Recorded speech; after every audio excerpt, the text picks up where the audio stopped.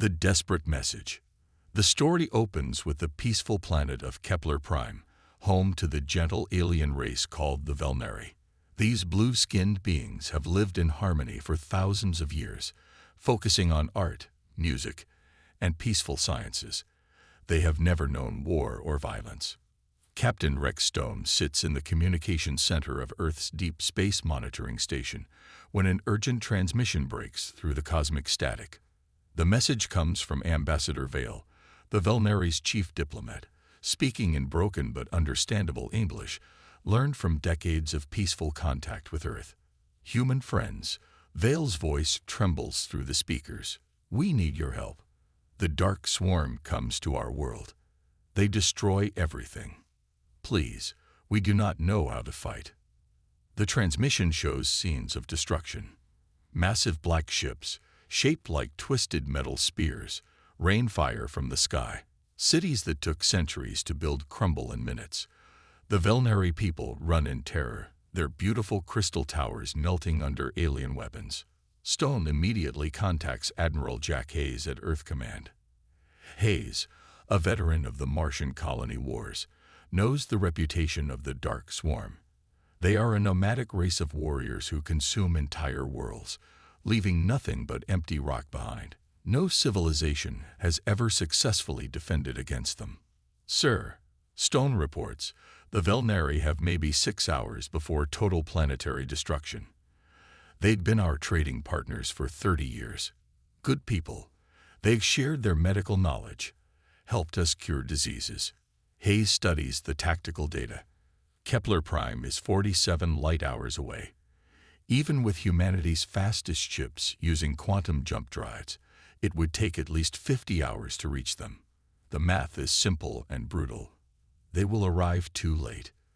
The other admirals in the war room shake their heads. It's impossible, says Admiral Bell. We can send a rescue mission to evacuate survivors, but we cannot save their world. But Hayes remembers something from his academy days. He pulls up humanity's complete fleet registry on the main screen. Earth's navy consists of 2,847 ships of various classes. Defense platforms, battleships, carriers, destroyers, medical ships, supply vessels, and even old training ships from the Academy. What if we don't send our fastest ships? Hayes asks quietly. The room falls silent. Stone looks confused. Sir, Hayes points to the screen. What if we send every ship we have? Not just the new ones. Every single vessel in human space. All of them. Admiral Bell protests. That would leave Earth completely defenseless. And the old ships can't make the journey. Some of those vessels are museum pieces. Hayes nods slowly. The museum ships stay. But everything else goes. Cargo haulers, mining ships, passenger liners, research vessels. If it has an engine and can mount a weapon, it joins the fleet. Stone realizes what the Admiral is suggesting. A wall of ships. Not fast, not pretty, but massive. The Dark Swarm has never faced anything like that. Hayes activates the fleet-wide communication system. His voice reaches every human ship in the solar system, every space station, every outpost. This is Admiral Hayes with priority alpha orders. The Velnari, our friends and allies, face extinction. I am calling up every ship, every crew, every human who can hold a weapon. We have one chance to save an entire civilization. The response is immediate. Captain Lisa Park, commanding a medical frigate, volunteers her ship and crew. Captain Mike Ross, whose cargo ship carries food supplies to the outer colonies, dumps his cargo and requests weapon installations. Even civilian ships respond. Passenger liners, research vessels, mining platforms. Within 2 hours, the largest fleet in human history begins to assemble. Ships that have never worked together, crews who have never met, all united by a single purpose. The massive fleet stretches across space like a metal constellation. Hayes knows the risks. Many of these ships might not survive the journey. The crews are volunteers, but they understand they might never see home again. Yet they come anyway. because that is what humans do when friends call for help.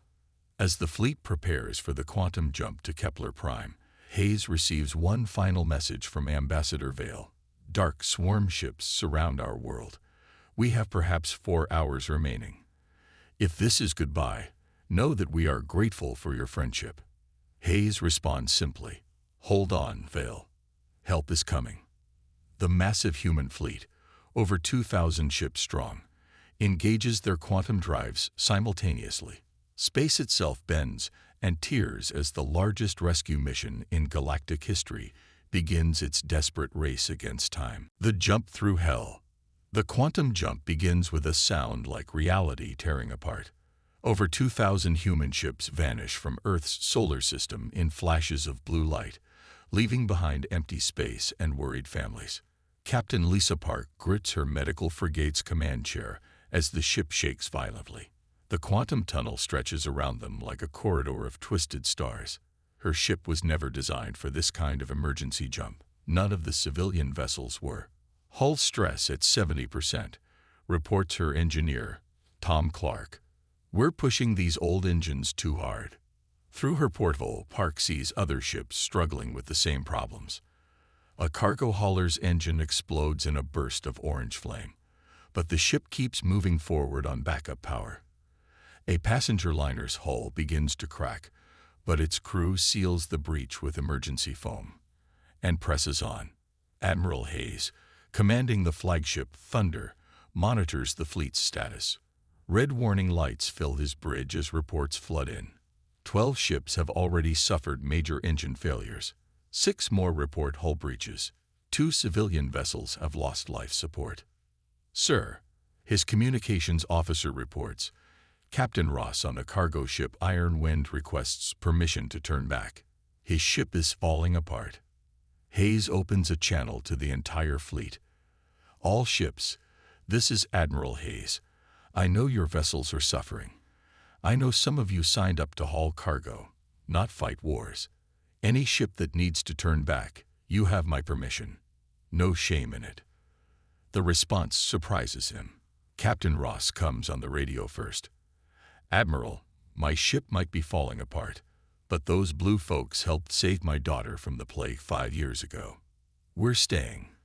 One by one, every damaged ship reports the same thing. "Staying with the fleet, sir." Meanwhile, on Kepler Prime, the situation grows desperate. Ambassador Vale watches from his government tower as dark swarm ships descend like black rain. The creatures inside these vessels are nightmares made real, 8 feet tall, covered in armor that looks like black bone, with glowing red eyes that show no emotion except hunger. The Velnari have no weapons, no armies, no concept of warfare. They try to hide in their crystal caves, but the dark swarm scanners find them easily. Entire cities vanish under beams of destructive energy. "How long?" Vale asks his aide, Bob. The humans said 50 hours. Bob replies, his blue skin pale with fear. "It has been 46. Vale nods sadly. 4 more hours seems impossible. The Dark Swarm Commander, a massive creature called Beast King Tor, has landed near the capital. His ship alone is larger than most Velnari cities. Back in the quantum tunnel, the human fleet faces its own crisis. The tunnel is collapsing faster than expected. The massive gravitational pull of so many ships jumping together is causing space-time to become unstable. "Admiral," reports the navigation officer, "we're going to come out of the jump scattered across 100,000 kilometers of space. The fleet will be spread too thin to fight effectively." Hayes makes a command decision that will be studied in military academies for generations. "All ships, prepare for emergency formation flying. When we exit the tunnel, every vessel locks onto the ship next to it. No matter how damaged you are, stay in formation. We hit them as one fleet, or we don't hit them at all." The quantum tunnel begins to collapse around them. Ships that took weeks to build are torn apart in seconds. But the crews keep their vessels moving forward, held together by emergency power and pure determination. Captain Park's medical frigate loses its main engine completely. Her ship goes dark except for emergency lighting. Tom, can we make it? We've got one thruster left and about 10 minutes of life support, Clark reports. But we're still moving forward. Through the chaos, the human fleet emerges from the quantum tunnel at the edge of the Kepler system. They arrive not as the organized navy that left Earth, but as a scattered collection of damaged ships, many barely functioning. But they arrive. Admiral Hayes looks at his tactical display. His fleet is spread across space like debris from an explosion. Many ships are dark, running on emergency power. Some are venting atmosphere. A few are completely dead in space. But they are here, and they are 2,000 strong. All ships, Hayes broadcasts. This is it. Form up and prepare for battle. The Dark Swarm is about to learn what happens when you threaten humanity's friends. On Kepler Prime's surface, Vale receives an impossible transmission. Kepler Prime, this is Admiral Hayes of the human fleet. We have arrived. Hold on just a little longer. The battle nobody expected. Beast King Tor stands on the bridge of his massive warship, watching his forces destroy another Velnary city. The Dark Swarm has conquered 47 worlds using the same strategy. Overwhelming force against helpless prey. Today should be no different. His tactical officer, a creature called Sharp Claw, approaches with confusion in his red eyes. My king, our sensors detect ships approaching the system. Many ships. Tor barely glances at the display. Local defense force. How many vessels? 2,137 ships, my king. Tor's massive head snaps toward the screen. In 300 years of conquest, he has never seen a fleet that large. Impossible. Show me. The main display lights up with contacts. Ships of every size and shape spread across space like a metal cloud. Most are small by Dark Swarm standards, but there are so many of them that they block out the stars. What species builds fleets this large? Tor demands. Sharp Claw checks his records. The ships carry human markings, my king. But our intelligence says humans have a small fleet, perhaps 300 vessels total. Tor studies the approaching ships more carefully. Many are clearly not warships. He sees cargo haulers with weapons welded to their hulls, passenger ships bristling with missile pods, even mining vessels carrying industrial cutting lasers. They sent everything, he realizes, every ship they have. On the human flagship, Admiral Hayes surveys the Dark Swarm fleet. 48 massive black warships hang in orbit around Kepler Prime like predatory birds. Each one could probably destroy a dozen human ships. But Hayes has math on his side. All ships, this is Admiral Hayes. We are outnumbered 48 to 2,000. I like those odds. Attack pattern Delta. Civilian ships stay back and provide support. Military vessels, choose your targets and fire at will. The human fleet spreads out like a vast net.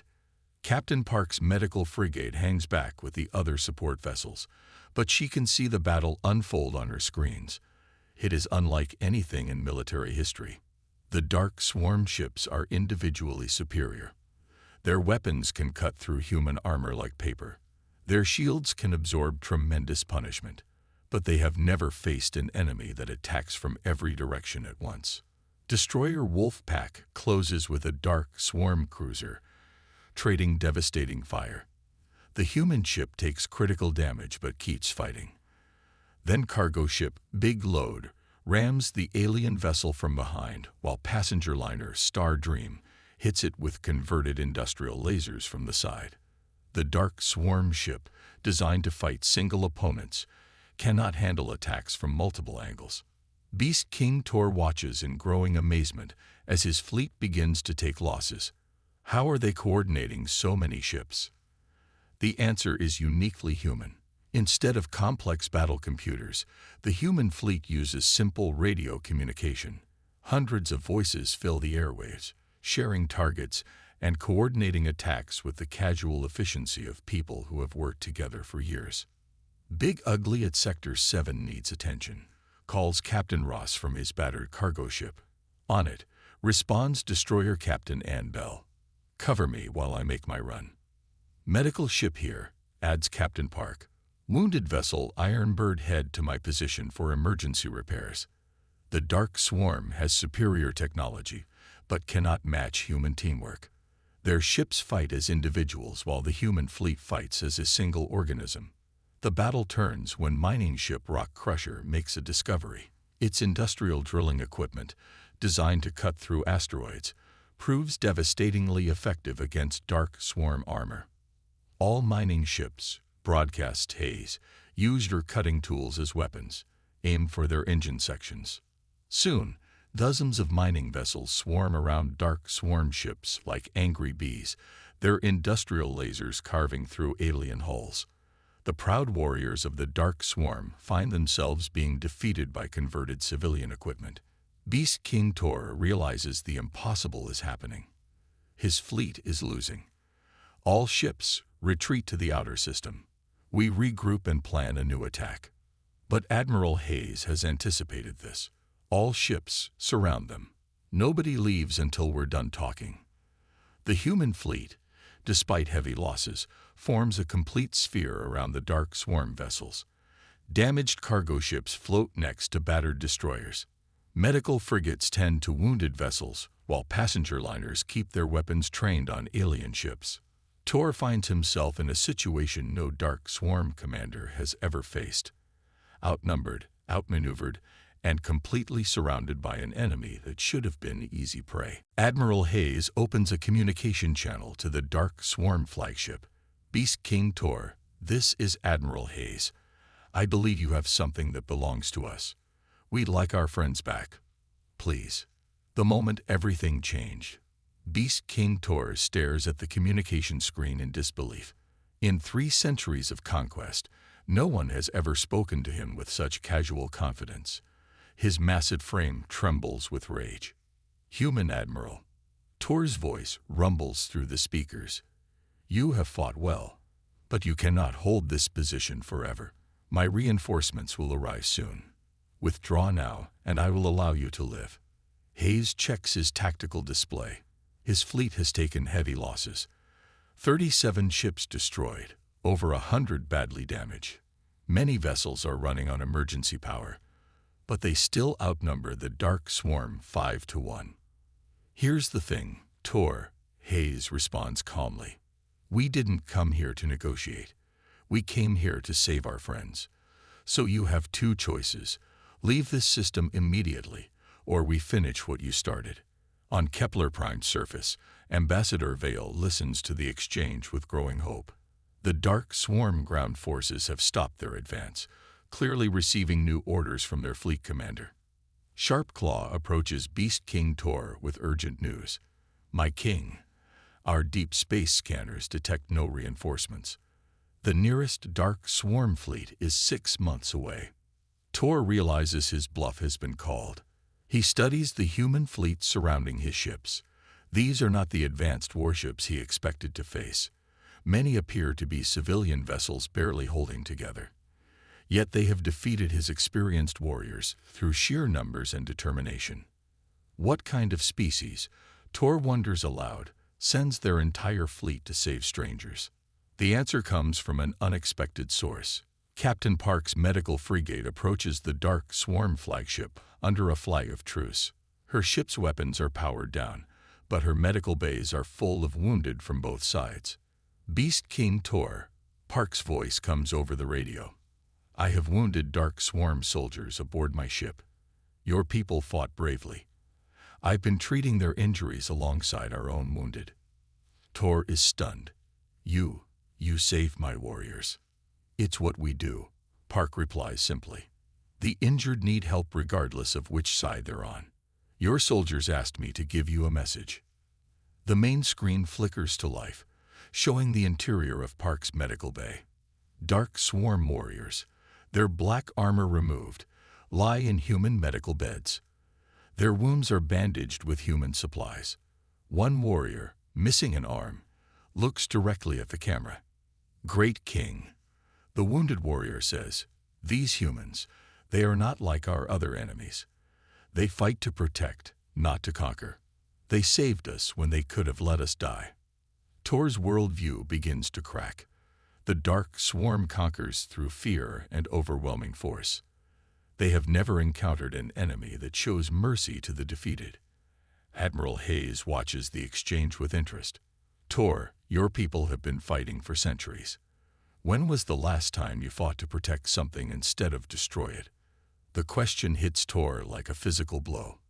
He cannot remember. The dark swarm exists only to consume and conquer. They have no friends, no allies, no one who would risk everything to save them. Why? Tor asks quietly. Why did you come? The Velneri are not your species. This is not your world. Hayes considers the question carefully. Because they asked for help. Because they're our friends. Because someone had to. On the planet's surface, Vale receives a transmission from the Dark Swarm flagship. Tor's image appears on his screen, but the alien leader looks different somehow. Less threatening, more confused. Velneri diplomat. Tor says slowly, my forces will withdraw from your world. Your cities will be rebuilt. Your people will live. Vale can hardly believe what he's hearing. Why? What has changed? Tor glances at the human fleet surrounding his ships. I have learned something today. There are species in this galaxy that fight not for conquest, but for friendship. This is new to me. Admiral Hayes opens a fleet-wide channel. All ships, the Dark Swarm fleet is withdrawing. Mission accomplished. Kepler Prime is safe. But something unexpected happens. Instead of celebrating, the human fleet begins to change formation. Medical ships move forward to tend to Dark Swarm wounded. Cargo vessels offer supplies to damaged alien ships. Even the military vessels lower their weapons. Captain Ross, his cargo ship barely functioning, broadcasts to the Dark Swarm fleet. Hey, you folks need any emergency supplies for your trip home. We've got extra food and medical gear. Tor watches in amazement as his defeated enemies offer help to their former attackers. It is a concept so foreign to Dark Swarm thinking that he struggles to understand it. Admiral Hayes, Tor says finally, what do you call this? This behavior? Hayes smiles. We call it being human. The galaxy remembers. 6 months later, the story of Kepler Prime has spread across the galaxy like wildfire. In spaceports and trading stations, on distant worlds and orbital platforms, beams of every species tell the tale of the day humans sent their entire fleet to save their friends. Ambassador Vale stands in the rebuilt capital of Kepler Prime, now stronger and more beautiful than before. The human fleet had stayed for 3 weeks after the battle, helping rebuild what the Dark Swarm had destroyed. Human engineers worked alongside Velneri artists to create something new, cities that were both functional and beautiful. The memorial is ready. Vale tells Admiral Hayes, who has returned for the dedication ceremony. They walk together to the center of the city, where a crystal monument rises toward the sky. Carved into its surface are the names of every human ship that answered the call, including the 37 vessels lost in battle. At the base, simple words in both human and Velneri languages. They came when we called. But the real changes go far deeper than monuments. Captain Park has established a permanent medical station in the Kepler system, training Velneri doctors in human emergency medicine.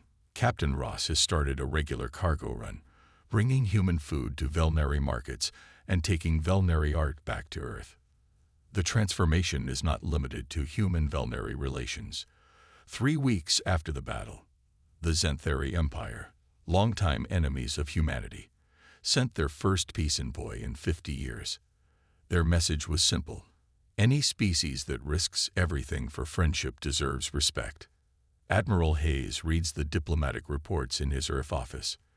Trade agreements with 17 new species, defense pacts with 12 others, research partnerships with dozens more. The galaxy, it seems, wants to be friends with the species that dropped everything to help strangers. Sir, his aide reports, we have another situation developing. Hayes looks up from his paperwork. What kind of situation? The Marani system is under attack by raiders. They're requesting assistance. Hayes checks the fleet roster.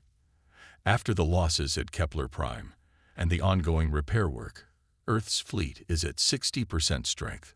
The smart military move would be to send a small task force. Instead, Hayes activates the General Fleet Alert. All available ships prepare for immediate departure to Marani system. Full fleet response. Within hours, over 1,500 human ships are moving toward another crisis. Word spreads quickly through galactic communication networks. The humans are doing it again. But this time, they are not alone. The Zenthari Empire contributes 12 heavy cruisers.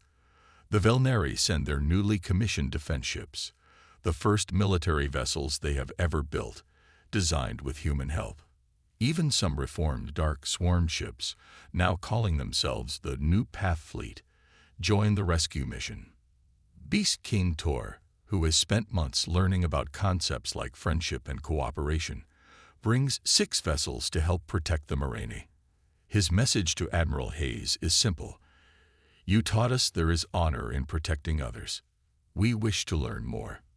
The raiders attacking the Marani system face not just the human fleet, but a coalition of species working together. The battle is over in hours. More importantly, the Alliance holds together afterward, with all species contributing to the rebuilding effort. This becomes the new pattern. When crisis strikes anywhere in the galaxy, the call goes out not just to humans, but to their growing network of friends and allies. The Kepler Coalition, as historians will later name it, becomes the galaxy's first truly multi-species defense force. Ambassador Vale, now serving as the Coalition's first civilian coordinator, receives reports from across known space.